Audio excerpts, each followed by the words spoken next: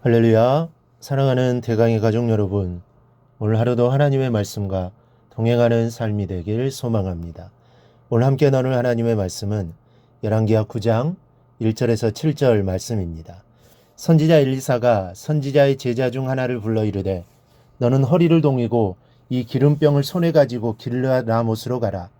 거기에 이르거든 님시의 손자 요사밧의 아들 예후를 찾아 들어가서 그의 형제 중에서 일어나게 하고 그를 데리고 골방으로 들어가 기름병을 가지고 그의 머리에 부으며 이르기를 여호와의 말씀이 내가 내게 기름을 부어 이스라엘 왕으로 삼노라 하셨느니라 하고 곧 문을 열고 도망하되 지체하지 말지니라 하니 그 청년 곧 그 선지자의 청년이 길르앗 라못으로 가니라.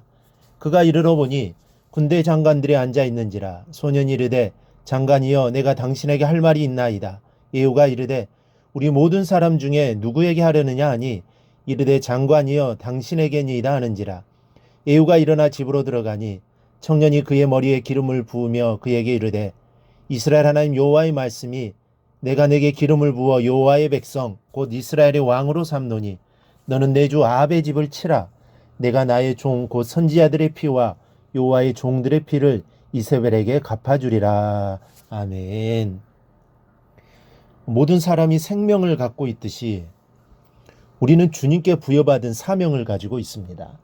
그리고 모든 사람의 얼굴이 다르듯이 각기 가지고 있는 사명도 다릅니다.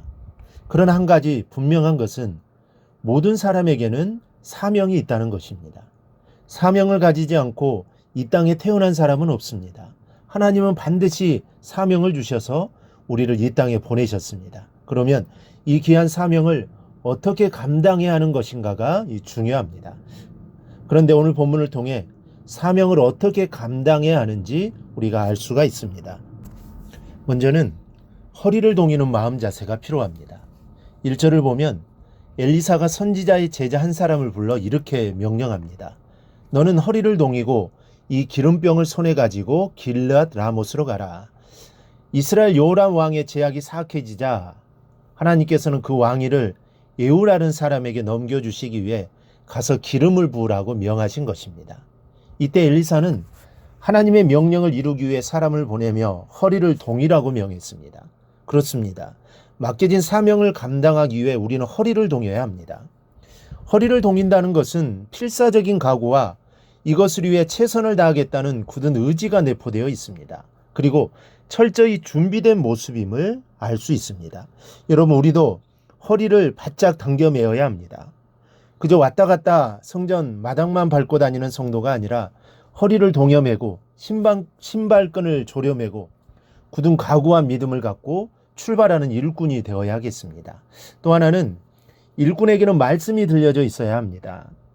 하나님은 엘리사에게 명령을 내리셨고 엘리사로부터 명령을 받은 선지자 제자는 여호와의 말씀을 따라 그대로 행동을 취하였고 하나님의 말씀을 예후에게 전하고 있습니다. 6절을 보니 예후가 일어나 집으로 들어가니 청년이 그의 머리에 기름을 부으며 그에게 이르되 이스라엘 하나님 여호와의 말씀이 내가 내게 기름을 부어 여호와의 백성 곧 이스라엘 왕으로 삼노니라고 말씀을 전합니다. 하나님의 일꾼은 허리를 동여야 하고 아울러 말씀이 들려져 있어야 합니다. 그래야 그는 하나님의 일꾼입니다. 하나님의 말씀을 사모하고 그 말씀이 마음에서 꿈틀거려야 합니다. 그리고 그 말씀을 전하는 사람이 하나님의 일꾼이 되는 것입니다. 하나님 앞에 올바로 서기 위해 말씀을 사모하십시오. 그리고 맡겨진 사명을 감당하기 위해서 말씀의 은혜 속에 거하십시오. 그러면 하나님은 그 사람을 통해 하나님의 일을 이루어 가실 것입니다. 성경에 나오는 인물들을 살펴보면 모두 하나님 말씀 안에 거했음을 알 수 있습니다.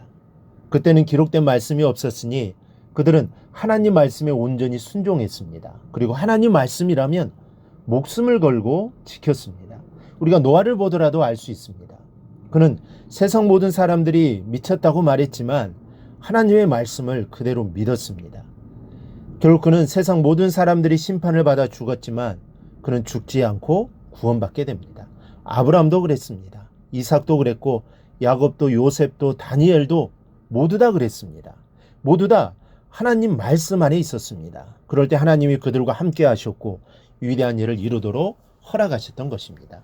우리도 하나님께 귀하게 쓰임받기 위해서는 늘 말씀 안에 거해야 합니다. 말씀에 대한 온전한 순종이 있어야 합니다. 이렇게 말씀 안에 거할 때, 순종할 때 내가 준비되어지는 것이고, 그렇게 말씀으로 준비되어지는 자를 하나님이 귀하게 사용하는 것입니다. 세 번째는 한눈을 팔면 안 됩니다. 예후에게 왕으로 기름을 부으러 가는 제자에게 엘리사 선지자는 신중하게 당부하고 있습니다. 3절에 기름을 부어 이스라엘 왕을 삼노라. 곧 문을 열고 도망하되 지체치 말지니라. 내가 해야 할 일은 예후에게 기름을 붓는 일이요, 그 일을 마치고는 곧바로 도망쳐 나오라는 것입니다. 이것은 해야 할 일만 하고 다른 일에는 신경을 쓰지 말라는 교훈을 주는 말씀입니다. 우리는 주님의 말씀을 따라 살면서 세상의 향락과 안일함과 유혹의 눈에 돌려서는 안 됩니다. 그리고 한 가지 사실을 간과해서는 안 됩니다. 11절을 보니 사람들은 선지자의 제자에 대해 이렇게 말합니다. 그 미친 자가 무슨 까닭으로 그대에게 왔더냐. 하나님의 선지자를 향해 그 미친 자라고 말하는 것을 보십시오.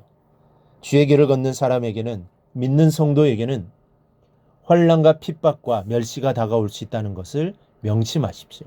그리고 이런 멸시를 감수할 각오가 없는 사람은 주님의 제자가 될 수 없습니다. 그래서 우리의 소망은 하늘에 있는 것이며 내가 져야 할 십자가는 고난이 동행하는 것입니다. 하지만 걱정하지 마십시오. 우리에겐 하늘의 위로가 있습니다. 영원한 생명이 있으며 평화가 있습니다. 하나님 반드시 위로하시고 이길 힘을 주실 것입니다. 그 하나님만 바라보며 우리는 나가면 됩니다. 그러면 우리는 승리하게 될 것입니다. 이러한 믿음을 가지고 하나님이 나에게 맡겨주신 사명 잘 감당하며 나아가기를 주님의 이름으로 축원합니다. 오늘 묵상한 말씀을 굳게 잡고 삶으로 실천하며 살아내는 대강의 모든 성도들이 되기를 축복합니다.